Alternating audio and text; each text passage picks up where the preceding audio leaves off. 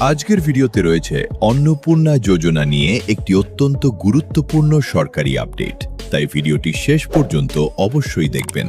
সম্প্রতি পশ্চিমবঙ্গ সরকারের নতুন বাজেটে অঙ্গনওয়াড়ি কর্মী, আইসিডিএস সহায়িকা, আশা কর্মী, para teacher, civic volunteer, village police এবং গ্রিন পুলিশের ভাতা বা সম্মানী বৃদ্ধি করা হয়েছে। সরকারি বাজেট অনুযায়ী অঙ্গনওয়াড়ি কর্মী ও সহায়িকাদের মাসিক সম্মানী 1000 রুপি বৃদ্ধি করা হয়েছে। প্যারা টিচার ও সংশ্লিষ্ট শিক্ষাকর্মীদেরও 1000 রুপি করে বৃদ্ধি করা হয়েছে।